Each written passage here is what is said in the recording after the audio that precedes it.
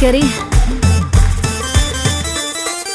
देवर जी के खाली हवे बड़ बड़ बोली, मुंह में से फेंक फेंक चलावे गोली।